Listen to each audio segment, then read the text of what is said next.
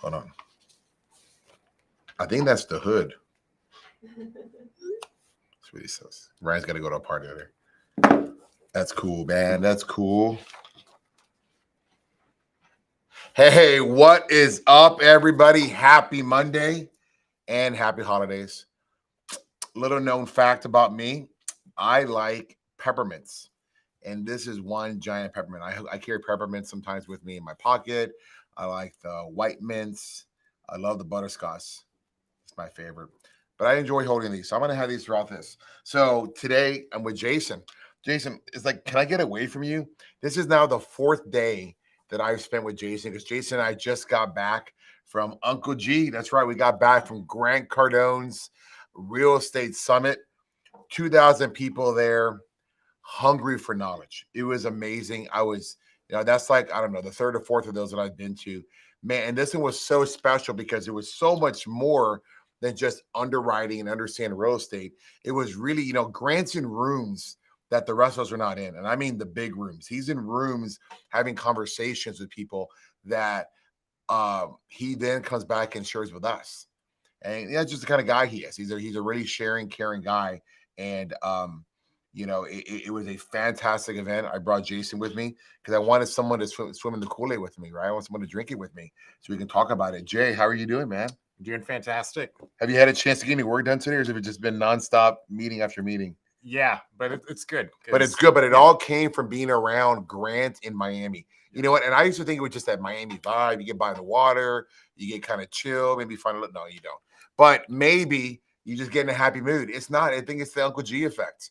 I think G just kind of gets into a groove. And we were there for 3 days, 8 hours a day, sitting in one of those long, one of those hard padded chairs. And, I didn't really feel it this time at all, really. I never really feel when I go to Grant's. It was just nonstop information. So what Jay and I are going to do today is that we want to share with you the way Grant shares with us. We want to come back with you and maybe take the next 20 minutes or so. And everybody's still busy. Maybe you're at home working. I don't know.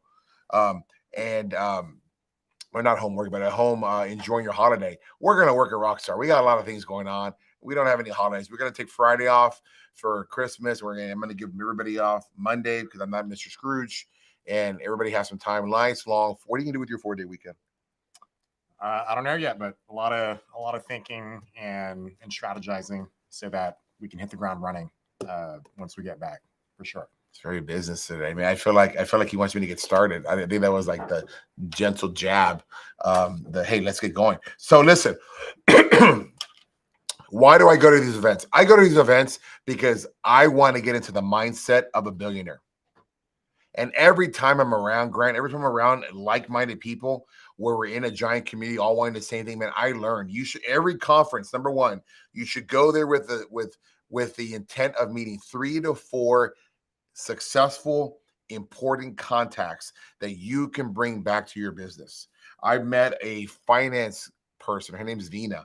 Fantastic, super strong. Even Jay was impressed. Super strong. She sat with us for a couple of the days there, hung out. I made a little connection with Brad Sumrock. Now, Brad and I go way back, but we weren't really that connected. We spent a lot more time together. I got to understand him a bit more, and I'm hoping that that'll develop into a further friendship. We met a guy who worked at Google who seemed to have some inside knowledge, it kind of got me to posting a story about all these people that are getting let go and all that, right? I want to get these guys in my team. I want to build it like Grant. Now, what does it mean, build it like Grant? Grant is all about forward motion. Somebody made an expression earlier. I did this meeting before with my teams. I wanted them to know what we learned. It took us an hour. You guys only get 20 minutes. Unless we get a lot of Q&A, then maybe we can do a little bit more. But Grant's team embodies what Grant is, and that's just forward motion.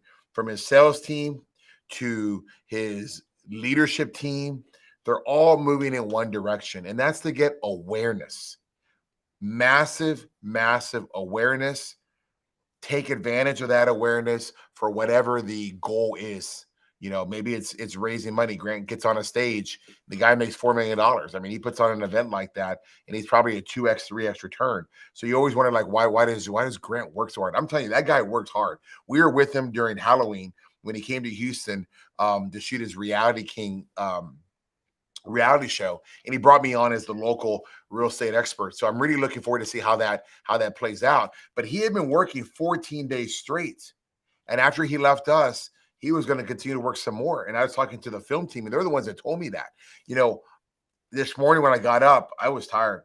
I did not want to go to the gym. I really want to take a day off. And as I'm waking up and I'm faced with that choice, because I did have a scheduled gym session, I looked at my Insta and I saw Grant, and he posted a story an hour earlier, an hour before I got up. I got up at 6:30. I was already up. Posted an hour earlier, and he's there like on a tennis court, racquetball court, something, and he's working out. It's like he has so much juice. After the event was over, he went on Twitter Spaces and spoke at 8:00. He just got constant energy, and that's probably why he's a billionaire. So part of this is to get into the head of a billionaire, understand how he thinks, try to find a few nuggets there that can make me better, right? And in turn, it'll make my investments better. It'll help my investors as well. So again, when you go to those conferences, you want to make the connections. 3-4 people. Certainly, I connected again with Elena. Elena and I have become friends over the last 12 months. I got a chance to visit with her, did a little private coaching. Grant, connected with Grant, but Jared and Ryan Secco, and the rest of the group. And so it was good. So let's get into it. So Jay, let's kick us off, man. What was that first thing that you saw Grant talk about that really got your attention? Yeah. So one of the first things that Grant talked about on day one was the importance of just really expanding your mindset, your goals, and your targets. Because when you focus on those bigger goals and with bigger thinking, you're going to achieve bigger results. And one of the key things he talked about was having the imagination and the network to make your goals a reality. If you focus on, again, just expanding your imagination of what's possible, questioning your current beliefs and your current ways of doing things, and finding the right people that can help get you there, you can accomplish anything. So that was very powerful. That was a good one. There's a lot of takeaways. We're going to give you probably 20. We probably could give you another 50. There were just so many takeaways, and they're not in any order. I kind of wrote them down as they came out. I don't have any order. But the one that I have next here is, the only reason to store cash is because you don't have enough passive income. Now, think about that for a second. Repeat that to yourself again. The only reason to have cash in the bank is because you don't have enough passive income. What if you just got checks coming in every single day, every single month? It's a different process, right? It's a different mindset. We're still taught with the Dave Ramsey way, or the ways our mom and dad told us, right? That you got to have cash in the bank. But would you really need cash in the bank if you had millions of dollars coming in every day? Grant, the last few times I've seen him, he'll check his phone and he'll show everybody, hey, this morning at 8:00, I get a summary of all of my revenue that comes in from the day before. Nothing to do with the event we're at. This is his funnels, and he's got lots of it. Back in Arizona, when I visited with him and he shared that with the group, it was $440,000 a day. I think this last one he was adding up. Remember, he was adding it up, and it was like 5-6 different channels, from merchandising to the funnels to what they did in education, what they did in different aspects. He's got so many funnels, right? I counted 800,000 and growing. So think about this. So again, now I'm going to say the same thing again. If you didn't have to have cash in the bank, and you had all that kind of money, would your thought process change a little bit? Grant hasn't just solved his money issue. He's taken it to another level. He keeps nothing in his pocket. He keeps nothing in the bank because he's got millions of dollars coming in every day. And where does he take that money? He puts it into real estate. And that's just none of us, probably 99.9% of the people watching this are in that situation. I'm not. I've got different streams, but I still keep cash there because I'm not sure of trusting my streams here yet, right? So I'm going to strengthen these streams. I need more streams so that I don't need to keep millions of dollars in the bank to handle stuff. I'm just going to worry about tomorrow. Tomorrow comes, I got 2-3 million coming in. I'm good. Ashley, you want lunch? At Nat, I can cover lunch today. I just picked up $1 million in the morning. I wouldn't have to worry about having to keep money in the bank because I got money coming in every day. So that's a really interesting concept. What'd you think of that, Jay? Yeah. And he even had a saying where he says, cash flow calms me down. That was a good one. Yeah. So explain that. Yeah. I mean, just like what Robert was saying, when you know that there's going to be a steady, consistent, growing flow of income just coming in, very predictably and consistently, you have that sense of calm, right? Yeah, Yeah. people who get sense of calm, people who do a lot of weed, they're like checking it out, like, oh man, I feel good. I can see everything. Well, what if you, instead of having the wacky tobacco, what if you had cash flow coming in? Would that give you a sense of calm? Would that give you a sense of peace? Would you worry about tomorrow? People take medications like weed, right? It's medicinal now, so to reduce the anxiety. Let me ask you a question: how much anxiety would you have every day if you had $4 or $5 million come in a day? Let's be honest. Would you really have anxiety? Could you kind of write a check and make your problem go away? I know I could. I got a couple problems right now that 4 to 5 million a day coming in would solve that. So, it's very interesting, right? This is what I mean. This is the mindset of a billionaire. It's very different than the rest of us that are on there. I don't think the way I used to when I graduated college. I don't think the way I used to when I first got into that first real estate club. And I sure so don't think it's how I thought 2 years ago. I'm in a completely different world right now where I see things like, when I go to the airport, I kind of just like, man, these poor people that are standing in that cattle line at Southwest Airlines, wherever, instead of just upgrading to Clear. You use your Amex card, you can probably get it for $89, I think. Go get the TP, the pre-TSA things, where your background check. And it's amazing, right? You go there and everybody's just looking at you. Who's the hell is this guy? Right to the front of the line, go through Clear. Hey, how are you? Everybody's really happy. Give you a water, whatever. And then you get to the front of the line. You don't even have to show your ID because Clarity says you are who you are, and you walk on through. Eliminate stress. What was that? That's just a higher expectation. Cash solved that. I was willing to spend $300 to get my Clear membership. I was willing to spend another $100 and something for a 5-year membership on pre-TSA. But people won't do that. They won't pay for that. So when I get to my airplane, I'm not in a really upset mood because I didn't have to spend 35 minutes wondering if I'm going to get through the line. And that's what this is. That's what cash does for you. Cash, having lots of it, especially coming in, kind of gives you that soothing effect. Can you sleep like a baby? Did you sleep like a baby last night? Yeah. It was 3 days of nonstop intensive stuff, man. I slept good. It was, I enjoyed getting in my Tempur-Pedic. Really good. And here's another one I want to say. Oh, sorry, Jay, go ahead. Well, actually, I have the same thing. Oh, you wrote down my notes? Did you copy from me? No, I didn't copy it, but I was just bringing it into what he was talking about, because Grant's game is not just making money. He's very good at it, but the reason he works so hard is so that he can play the game of collecting rich assets, and it's those assets that produce the income that. Let me tell you something else that Grant shared, right? He said this: the only way to change your net worth is through real estate. It's through real assets. It's not through buying a Bitcoin, and it's not through buying an NFT, or it's not through buying, what else was out there that just took a bath? Maybe a fancy watch. Bitcoin. It's a buying something that's like an income producing asset that makes money. What is that? A stream of income. Or what the billionaire say? He sleeps really good at night because he has money. He has no money in the bank because he has money coming in every day, And so that's just the thought process. It's just understanding that, man, I've got to have that stream coming in so I can sleep like a baby, one thing he really said too, he said that the average real estate millionaire is a dum-dum. It's pretty much what he said in so many words. We're not the smartest guys. We're not the smartest guys. Real estate elevated me. I mean, I'm an above average guy. I got a little. I went to A&M. I have an engineering degree. I'm pretty good with numbers. But there's a lot of guys out there that graduated 4.0. I was not your 4.0 guy. Come a little south, like come below the equator, and that's kind of where I was at, right? But you know what? I found it. I found a way to change my life forever. That happened 15 years ago when I joined a real estate club, paid $10,000 to do it. It created a net worth today that I could never have dreamt of. It changed my family tree. Now, did I invent some app? No. Did I invent technology or, some sort of mega company? No.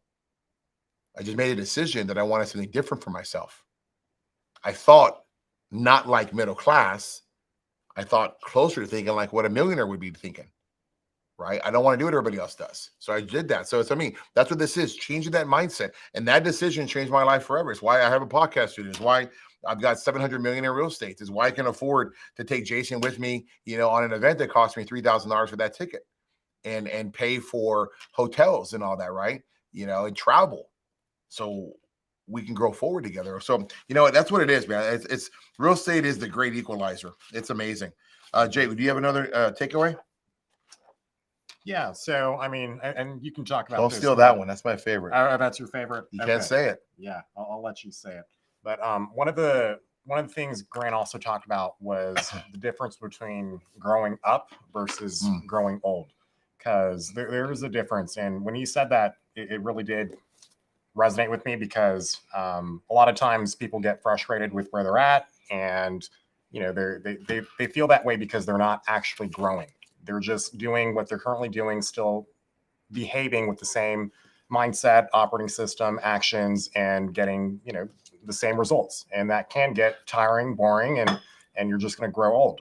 Versus, and what's so amazing about Grant, because he is, you know, he's older than Robert, and he's older than a lot of us, but he has such tremendous energy.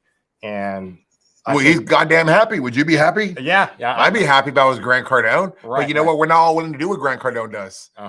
He gets up before the crack of dawn. He's pushing. And you know what he does too? He gets his team to do the exact same thing. And they're all benefiting. Those average sales guys are making $300,000 a year. I'm worried about Jay over here. Might be going to Miami one day. I'll have to figure that out. But you know, it's just, you know, he's happy. Fuck, money causes, you know, money brings happiness. You don't need wacky tobacco. You got either candy canes or cash flow. Right. And Grant, I mean, just his energy, he does not behave like he's old at all. But he's not old. Yeah, he's not old. No, I bet he could outrun you. I bet he could outlift you. Oh, Grant Cardone, the 26-year-old wants a challenge. You're welcome to come kick his ass, whatever you want to do. Yeah, but I love how he just really has that emphasis on doing whatever it takes to grow up, right? To level up, to upgrade his mindset, his thinking, his contacts, his network. It's funny too, because his kids think he's really immature, right? And he went on and on about that because he's a funny guy. But you know what? Wouldn't you be funny too? If you didn't have to worry about money, he just kind of lives his life. He doesn't do anything. He doesn't play by anybody else's rules because he doesn't have to. And that's amazing. It's just an inspiration. So I'm going to share with you I do have a big takeaway because this is personal to me right now. There's a famous quote by one of the Rothschilds. Doesn't matter which one it was. They're all super rich and wealthy and they run the world. When there is blood in the streets, you buy. Now, that wasn't Warren Buffett that said that or anybody like that. It was one of the Rothschilds. When there's blood in the streets, you buy. But Grant said there's more to the quote. Even when the blood is yours. Now, what's going on right now, why that is personal to me is that, you know, we have a lot of interest rate exposure. You know, I would say 80% of professional real estate investors have at least a little bit of real estate exposure. Grant's got 5 out of his 41 deals that he's going to have to take care of. I've got a few deals I'm going to have to take care of, you know, but it's very troubling, you know, because you're like, holy shit, what just happened here? The Fed moved the rate 4% in 7 months. Like, you know, our debt doubled, or it just blew up a refinance that we were going to do, or a potential sale. Or I had a portfolio of deals I was going to sell in the beginning of January. It was going to generate millions of dollars for my investors, which means millions of dollars for me. And it didn't happen. It didn't happen because the interest rates popped. And then next thing you know, we see our debt doubling. So it didn't only just happen. Now it's taking all of our cash flow away and sending it to those initial guys, the BOA guys, the Wells Fargo guys, right? The HSBC. Now, you know, they hide behind these fancy acronyms, right? Because they're crooks, right? But it's troubling, you know, and you wonder what just happened. And, you know, with the continuing of that was that Grant said, when you face an issue, and this is really important, there's 3 little pieces here, you need to go full acceptance. And it took me a minute, man. It took me a little bit more than a minute. It really brought me down. I didn't know how to handle what was going on. How do I tell the investors, you know, did I let them down? Did I not anticipate this? And I realized, you know what? Finally came into full acceptance. I got a problem here and I'm going to have to fix this, you know, and it's not my fault. It really isn't. You know, rates hadn't moved and I'm not the only one in this. Hey, the biggest players in the world, Blackstone, they're getting killed right now. Starwood, killed. All the biggest owners in the country of apartments are getting killed because everybody was drinking the same milk. We all had that low interest rate environment, right? But what do you need to do? And so now that you've accepted, hey, this is a problem, what are you going to do? Well, then you got to go in to find that answer. You got to consolidate, prioritize. What am I going to lose something? What am I going to lose? What am I willing to give up? What do I got to keep? What do I have to do here so I don't give this up, right? And you've got to go out there and get answers. I actually went out to multiple sources. Okay, hey, here's my problem. How am I going to handle this? So I went from full acceptance to now consolidating and getting resources. I got 5, 6, 7 answers one week. And then I waited another week and I got a bunch of different answers, but they were more refined as people thought about what your issue was, right? To where, I now have the best path forward. I know what I'm going to do, and I'm really good at it. I think the investors are going to be happy about it, right? And then once you got your problem, you don't dwell in it. Once you got your solution, you don't dwell in it. You fix it and you move forward. You advance. You solve this issue. I got a problem on this page. Now turn the page and let's go to the next one. Let's advance. Let's finish this book out. Because guess what? Other people have that problem too. And they may not have as easy an answer as you. But here's your chance to come in there and make some of that pain go away. Hey, I've done 100% refinance events. That's my calling card. That's what I've done that separates me from the world. That's not going to happen on a couple of these deals because of what's occurred. Instead of getting a grand slam, I might be getting a single or double. But you know what? On the batting average, it still counts. It still counts if you make money. And you know what? Let's go to the next at bat. Maybe I can go get a triple on this one. Maybe I'll get a grand slam. Maybe a couple 3 if I get enough at bats during this cycle. That's why you have to advance. Fix your problem. Move forward. Don't let it kill you. Don't let it bother you. Deal with it. Accept it. Consolidate. Find your answers. And advance on your next target. And I'm really excited about that, right? Because what's going on, the biggest of the big are going to have some issues, Jay, in the next 24 months. It's a small window. But here's your chance to take advantage of it. Like I made a lot of money during the recession between 2009 and 2012 when I was just getting my company going. And the biggest mistake that I made is I didn't buy enough. I bought deals at 14 a door. I bought deals at 24,000 a door. Now we're not going to get that low this time. We're going to get a 30% haircut on some quality assets. But if I would have known that when I would have kept, there were other deals, 15 a door, 19 a door, 22 a door, 30 a door, that I just walked away from. I was afraid of. I ain't afraid this time. And I want to buy enough of those deals that it's going to offset the little issues I have right now. Because in 5 years, there are going to be little bitty issues. But what can I do in the next 5 years if I keep my head on straight and take advantage of the situation? I truly believe Cardone is going to take the place of those Blackstones and those Starwoods and those guys. I really do. But you know what? Someone's got to be ready to take the spot of Cardone Capital. I think that's going to be us. I think I'm going to consolidate there. I'm going to deal with these issues. I'm going to move forward because I'm thinking like a billionaire. It's the mindset. You know what? And we're going to play Robin Hood the next 24 months. We are. We're going to take from the rich and we're going to bring it home. We're going to give it back to the investors, right? And we're going to make sure that we take advantage of this recession cycle, in a way that I never knew how to back when I first got started in 08, 09. Yeah, it'd be a massive transfer of wealth. That's right. Yeah. Because the biggest players are frozen right now. They're screwed. If you're paying attention, Blackstone, Starwood, they have what's called redemptions in there because they deal with these big institutions and these pension plans and what have you. So you can get your money out anytime you want. Well, so many people were making a run on the bank, on a run to Blackstone and Starwood and the rest, that they had to violate their own constitution, violate their own agreements and say, we're going to do a pause. Well, guess what? Big Daddy SEC just found out about it. And now they're investigating, how did you make these decisions that you can just kind of stop your redemption, that you can't let investors come in and get their money out? Now, my deals, they're illiquid. You cannot do that. Like you cannot get into it and sell your asset. You can, but you're going to sell it at fair market value on whatever the investors say it's worth. And you don't want to do that. You don't want to let the investors determine what your property is worth during a downward time.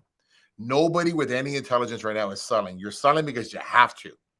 These guys there are going to be some deals coming around the market. Nobody would sell the pricing they're going to have to sell, but they have to because they're running out of money or they're running out of time, And so, these guys right here, they didn't think about that. They have redemption opportunities, because they figure, no one's ever going to want their money back. We're making money.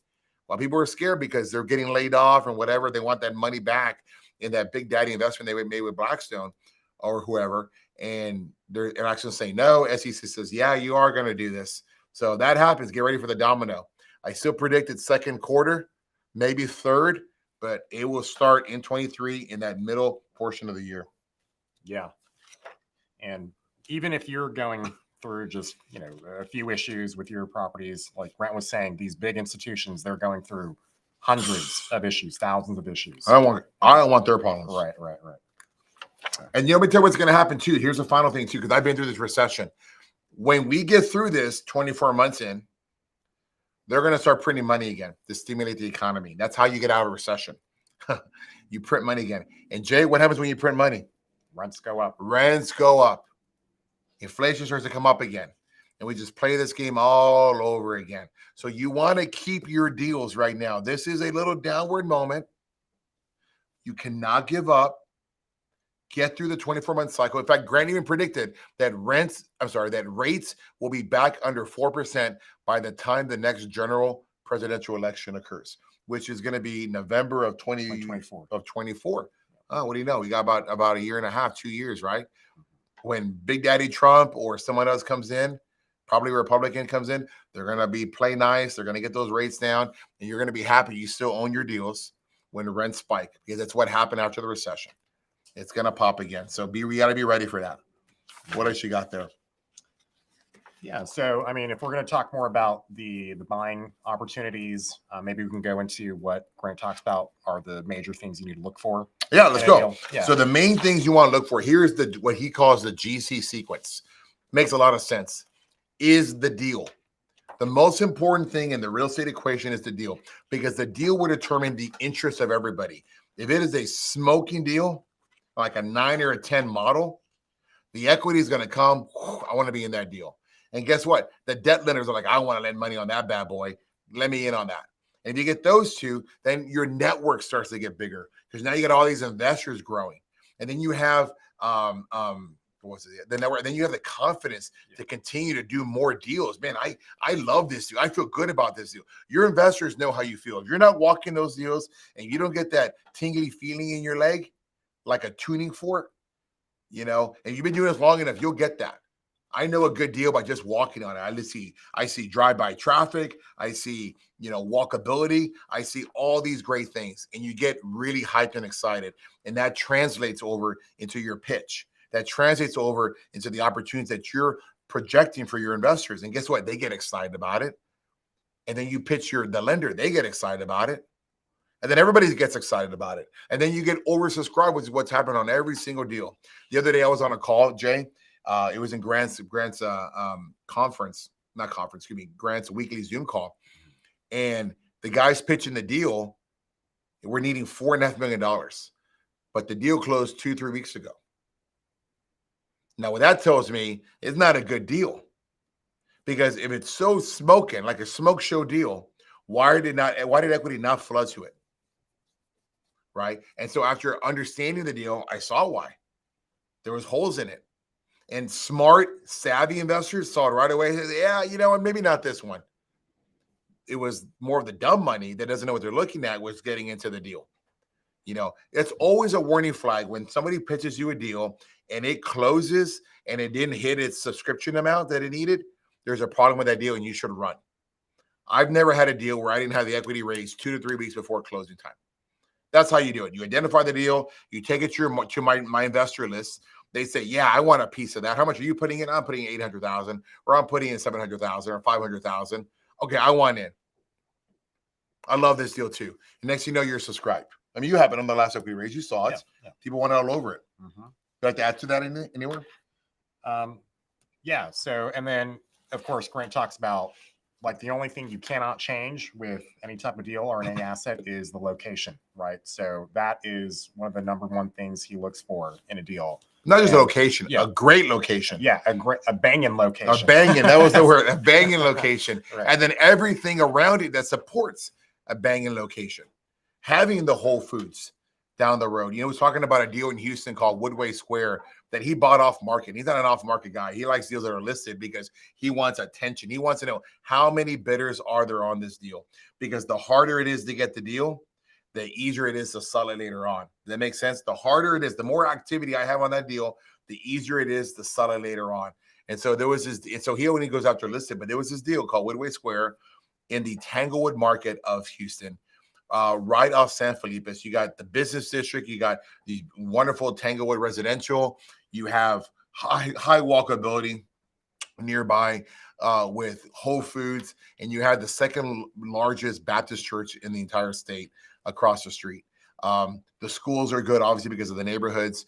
Fantastic. He bought it. He's made a fortune on it. He's doing really excited because of the location. He's got 15 acres in prime Houston, and they're putting up condos everywhere. So I'm sure the play is more of a land play, on this deal. One day someone's going to want it, and they're going to put up houses or they're going to put up condos because of where it's at. So location gives you all kinds of possibilities. Mm-hmm. Yeah. Oh, talk about the flat. Yeah. So Grant also said, typically the flatter the land, the flatter the rents are going to be. So explain that. What does that mean? Why is that? So what does it mean? That the topography is just flat? Yeah, but the topography is flat, or, there's just ways for, people to continually add supply to that market. It's just going to lower the average rents. But when there's barriers of entry, like what? Like a mountain? Yeah, mountain, the coast, water. Yeah, a river, or even just high demand areas where there's no other way to develop more property. That means rents go up because there's demand. See, rents don't go up just because. Rents go up because people want to live there. There's something unique about this little area there, whether it's the mountain view, whether it's hills, or whether it's water. Grant loves water. Whether it's water, people will pay for that. People are loving Miami. They're paying to be in Miami. They're paying crazy through. We don't have any more rent growth right now in Houston, right? Because we're flat. But over there in Miami, he's got some water around him. And people are loving the water, and they're going through the roof on their rents. Are there any questions coming in that we can ask, that we can answer? Please send me some, because I have other notes, but I definitely want to make this interactive. What else you got, man? And of course, he always says, that the deal needs to cash flow on day one. Day one. That's a really good rule. Day one. Yeah. No pro forma stuff, Make sure that the deal cash flows. What else you got here? I took a bunch of notes. Then I truly believe you need to go to one of these events and really just strengthen yourself, because I go there. I know how to underwrite. I've been underwriting for 15 years. I'm very successful at it. And I'm not a rocket science. I know what I'm looking for. I know how to look at the lease files. I know how to look at the rent roll. I know how to call bullshit out. I know how to see the P&L. I know how to walk units. I can do my own market survey. But it's the stuff that Grant says, like these little quotes. You get to peek into the mind of GC. And that's what I need. I need that kind of billionaire mindset so that I can update my mindset for the future, right? Because if I keep learning from him, I'm going to grow. I'm going to help my investors. I'm going to help myself. Maybe one day I'll catch him. I don't know. Yeah. And it's always great to see how Grant approaches brokers. He often calls them directly on his phone live with the audience. And yeah, he had a great couple of questions that he typically likes to ask that are always great qualifying questions. So he would ask brokers, how would you rate this location on a scale of 1 to 10 or 1 to 5? How far away is it from Walmart, from Whole Foods, like Robert was talking about? He would even ask the broker, who do you think is the best lender for this deal, right? How do I get a loan on this deal? Is this a real seller? What if they don't get their number, right?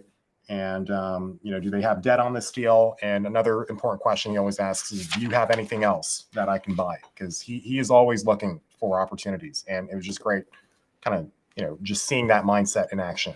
Yeah, I think the final point I'm going to leave was this last one that I saw on this note, and I can't see where I wrote it on my notes, but I remember when he said it, right? We all hear the expression, time heals all wounds. That's when I hear it, I think about relationships, damage that somebody did to you. Over time, you learn to forgive them. Over time, you come to grips with it, right? But in reality, it can be applied to a lot of different things. And time can heal wounds when it comes to real estate. In my mind, there's only 2 ways you lose in real estate. And that's if you run out of money and you run out of time. Now, I firmly believe there is no shortage of money in this world. Somebody always has money. Just, do you have the right pitch to get it out of their pocket? Do you have the right compensation? Do you have the right story for them to want to lend you that money or get to the money? But what we don't have is time. Time is something different. Time can be finite. But if you have enough of it, you can survive any up and down situation. And this is maybe speaking to more of my investors, right? We got hit with this interest rate exposure on some of our deals, and it's no fun running it. It's no fun when I know that I can't send a distribution check because I'm having to send it to the Bank of America or Wells Fargo because the rate popped on us. But I can still work on the deal. I can still increase the NOI. I can still continue to operate well. And in time, whatever we're going through will pass. The biggest hurricane, the biggest storm in the world passes. It never stays there. It hurts. It's no fun, but you got to weather the storm, right? We all hear that expression, weather the storm, let the storm pass. And when you get to the other side, typically you see sunshine. And that's true. Time heals all wounds when it comes to real estate. We're going through a little correction cycle. The rents aren't going down. There is still a little bit of rent growth, and the deals are still performing optimally. So you just got to get through this artificial bullshit that was created. It cannot last. I've seen these cycles. I've been doing this for 15 years. I've seen stuff happen. And what I've learned is the faster something happens, the quicker it unwinds. What happened with COVID? It happened so fast on us. And then when it was time to unwind, it just kind of disappeared. Remember that? It was a long time after everybody had kind of got used to the norm that the government snuck a little apology in there. Hey, it's over. It's done. We already had taken masks off. We just decided we were tired of the bullshit, right? And nobody wanted to wear masks anymore. Nobody wanted to isolate at home. And the government said, we'll just kind of sneak it in at Friday at 6 o'clock news when no one's paying attention. Or maybe put it on a Sunday at 9 o'clock when the news isn't out. The next you know, COVID's over. You don't see CNN running death reports and all this kind of bullshit they were running. It just kind of died.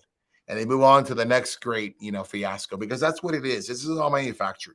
So if you will have the patience and you have the resources and you're willing to be patient, you will get through any storm. Absolutely. And Grant, one of his final quotes as well was, the only way to the only solution to survival is expansion, right? So whatever issue you're going through, expand your thinking and focus on growth. Right. All right. So let's go to real quick. This is not a Grant-ism or anything. It might come in, but somebody had an underwriting question. So they want to know, what are some easy things that you can call bullshit in the underwriting process? Well, number one, you have to understand that when people are trying to sell you a deal, they want to paint a pretty picture and they want it to look as nice as they can. But it's up to you, buyer beware, to see what you're buying. So if they say they're making, I don't know, $100,000 a month in collections, but 3 months ago they were only making $87,000 or $82,000 a month, what happened?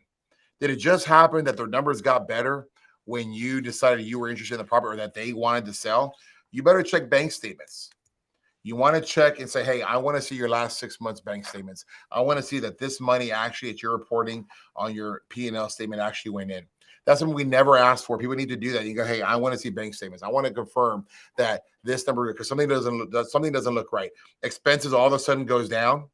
It's supposed to be a consistent game, right? Life's about consistency and discipline. All of a sudden you see cost savings. All of a sudden you see spikes in income. Where was that before?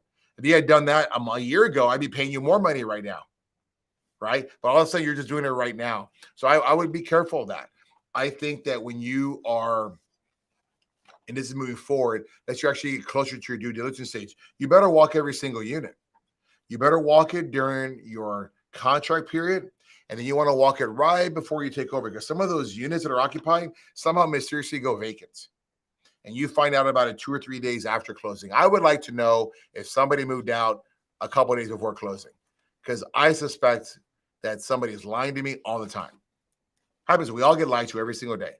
So if you win millions of dollars on the line, if you think people aren't willing to put some units, occupied and pay rent for a month or two, and all of a sudden the unit skips the next month and you never know who was in there because they have bad paperwork, then you got another thing coming.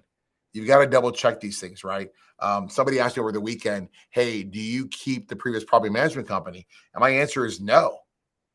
If I'm buying a deal, it's because I think there's something wrong with that deal and I want to exploit the solution, which means you're part of the problem, property management company. I don't want you there. Now, what about the existing staff? You know, in my history, rarely have I seen somebody survive the acquisition of a deal. If I, depending on where I'm at, if I don't have somebody ready to go, I will keep the property manager, but I will probably know that I need to replace them in about a month because they're also part of the problem. They allow the property to get the way it looks so that I found interest and attraction toward that deal that I thought I could fix something. So if you're part of the problem, why would I want to keep you?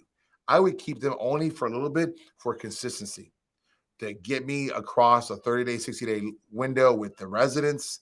You know, those kind of people, they know where all the bodies are buried, if you know what I mean. They know where there's issues. I would ask, hey, you got a pot of gold, a pot of money. What would you fix?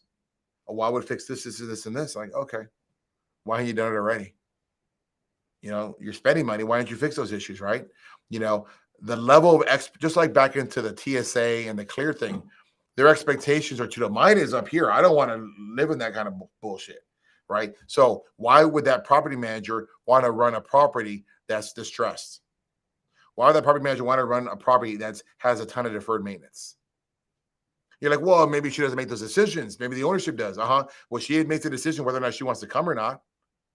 You know what? This property's not good enough for me. I want to work somewhere else where they spend money on the deal, where I had better class residents. So it's very important. Remember, these people sitting in the chair are running multi-million-dollar businesses, and they have to match your persona. They have to match your standards. Many of them can't balance a checkbook. Many of them are in major financial woes. So why do you think they're going to be able to manage your multi-million-dollar investment better than they do their own household?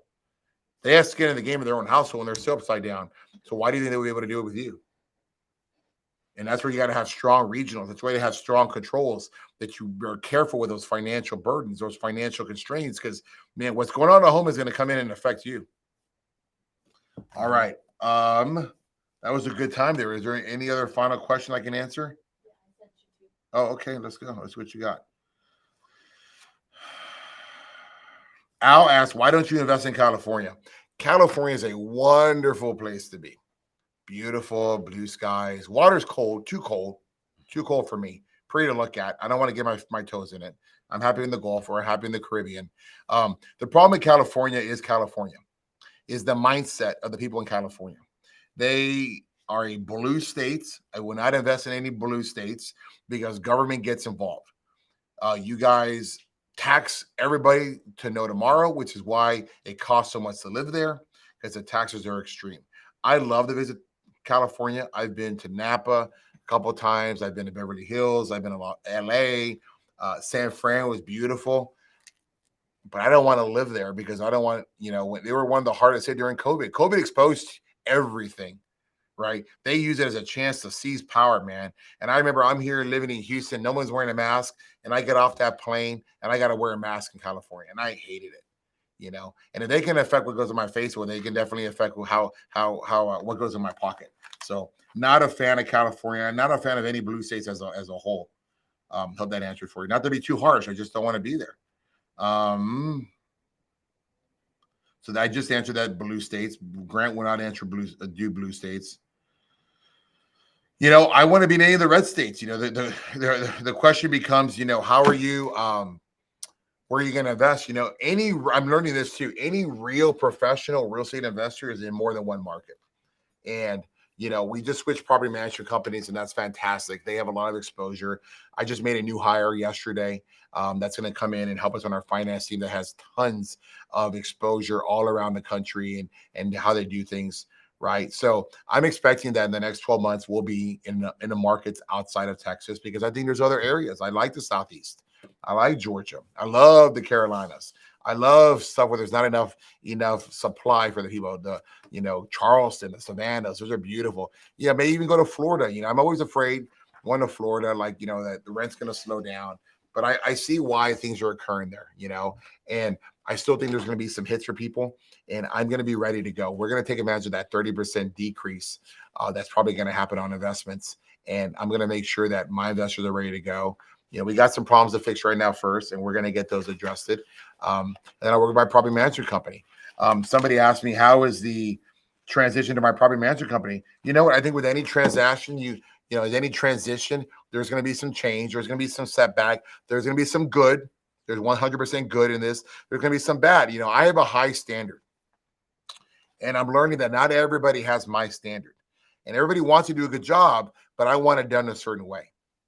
So we're going to quality control. Why did I bring Jason with me? Because I want Jason looking at what I'm looking at. I want him saying the right things. I want him interpreting data the way I look at it. So when he's talking to our investors, he understands why I'm acting a certain way, why I'm saying that, right? Because I'm getting him to my expectation, to my thought process. And that's what you do when anytime you have a transition, you have to get them to your thought process. You have to get them to your style of thinking. I don't know what to expect when you go into a new relationship. You just deal with it. I now know I'm now 90 days into this. And I realize, again, their limitations, but also their successes, what they can do that I can't do, And so I'm going to utilize that now. I'm going to take advantage of both sides. I brought in a couple of my killers from my past to help me in my asset management team and really to help train and get the property management company the way that I want it to be run. Because I'm realizing that I am the owner and I am a reflection of these assets. And if they don't look the way I want them to look, I'm going to fix it. Because that's what my investors expect. So we've had very good phone calls every single week, very positive, a couple of tough ones. Of course, you're going to have tough ones, but the expectation is being met. It's being set and it's going to be achieved one way or another. So, we're moving forward. I think it takes a good 6 months to a year, probably a year, to kind of get everything unwound and things to go right for both sides, for them to think like me and for them to get the portfolio to look like the way they want to look too. But, we're all good. It's very cooperative. We're all very happy. I look forward to those calls because they take action. And that's all I want. Hey, I don't like having issues, but I just need to know that you will take action when I bring them to light, and so far I can't complain. They are taking action. It's a cleaner. Occupancy has dropped a little bit, and that's, understood. You're always going to have that, but the economic has risen. Excuse me. We have lower delinquencies. We are becoming more of that core asset that we want it to look like, and less of the mom and pop, or less of some of the little issues that previous managements had allowed. And so we're addressing that. Let's see. Well, Ron, my friend Ron said, hey, how are you preparing for next year? Thoughts on the recession? It's going to come, Ron. Don't hide. It's coming, right? I would raise extra cash. I think quality control is going to come at a price. I'm bringing in 2 guys that are not part of my budget, but I'm bringing them in because these are guys that brought me through refinance events.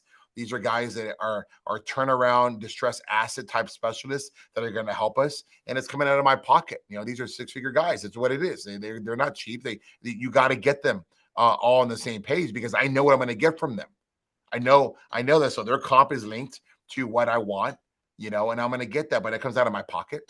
It wasn't part of the budget, right? But I'm going to make sure that if I'm going to go to war and I'm the wartime general, I'm going to surround myself with the right team. I got to have the right warriors around me to win the war. And guess what? They're savages and they take no prisoners, and they're not here worried about anybody's feelings. I'm not. I'm worried about my investors' feelings. That's it. The only feelings I worry about, because I need them to be okay. So, I think you need to save cash, and I think you need to have a flight to quality in your organization. Bring on people, or have people, or just watch this, because, man, watch those trends. You're seeing the job losses all around the country, and I just don't feel it as much yet in Houston, but it's coming. It's coming. You can't lay off that many people at all these places, and not see it trickle down into decreased demand. And it's going to come. It's going to come. So, just be ready for it. Somebody asked Ballard, my buddy Ballard asked, hey, are we going to put solar on our multifamily properties? I need to see a presentation on it. I'm not against it. I need a test bunny, to show what that looks like. Probably a deal where I have some rehab dollars that I can go. I need to talk to probably some of your recent customers or people that have been with you for a little bit and see what the overall satisfaction is. On paper, it makes sense. I would love to pay less. I don't want to pay any more, but I know it's an investment, to put solar or any kind of technology into a situation, especially if it's a little unproven. It's unusual to me, but I am progressive. I like to innovate. I like to be in the front of the curve. And so if I can see some case studies, some testimonials, maybe talk to a few people, and then when I get my next deal, whenever that is, sometime later this year, we can use it as an opportunity there. So definitely want to do it. Any final questions, team? Jim Mayo, how's your new partner, your new I already talked about that. All right. Hey, everybody, thank you so much. I appreciate it. I hope you enjoyed the grandisms and the different mindset that we did. Jay and I spent 3 days there, and it was exciting. I was so pumped when I got back. I was on a natural high because I could actually see how to apply this information and help our company execute. These were actionable items. I made the connections. In fact, they're emailing me, right, texting me right now, and I got to get back to them. So everybody, thank you so much. I had a great time. I hope I was able to provide value for you. And if there's any other questions you have, please let me know.